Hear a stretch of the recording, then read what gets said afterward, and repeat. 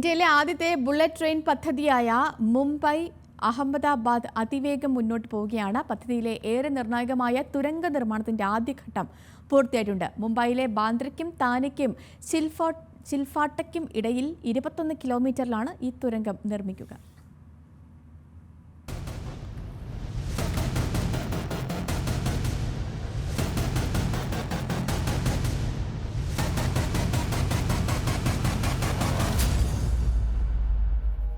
Indian റെയിൽവേയുടെ സ്വപ്ന പദ്ധതിയാണ് Mumbai Ahmedabad bullet train.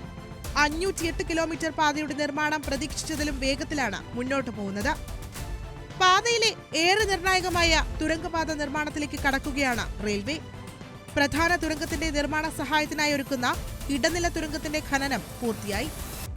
394 metre ദൂരത്തിലാണ് ഇടനില തുരങ്കം നിർമ്മിച്ചത്.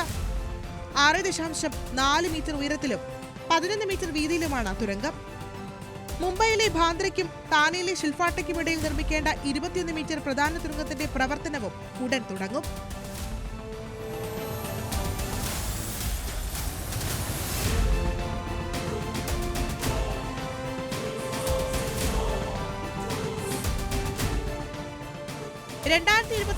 പണി പൂർത്തീകരിച്ച് പ്രധാനമന്ത്രി നരേന്ദ്രമോദി നാടിന് സമർപ്പിക്കുമെന്ന് കേന്ദ്ര റെയിൽ മന്ത്രി അശ്വിനി വൈഷ്ണവ് വ്യക്തമാക്കിയതോടെ അതിവേഗത്തിലാണ് പണി പുരോഗമിക്കുന്നത്.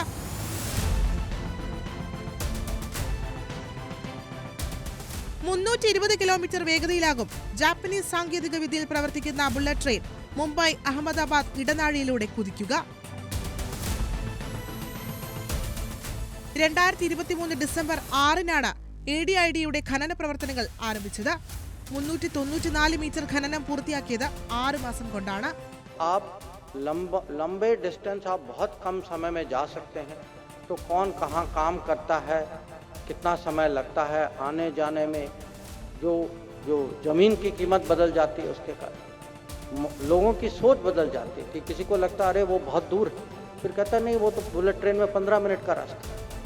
പദ്ധതിയുടെ ആകെ ചെലവ് 1.8 ലക്ഷം കോടി രൂപയാണ്. കേന്ദ്ര സർക്കാർ 10,000 കോടി രൂപ പദ്ധതിക്കായി നൽകുമ്പോൾ ഗുജറാത്ത്, മഹാരാഷ്ട്രയും 5,000 കോടി രൂപ വീതം നൽകണം. ബാക്കി തുക ജപ്പാനിൽ നിന്നും പലിശയ്ക്ക് വായ്പയായി വാങ്ങും. News desk, news Malayalam.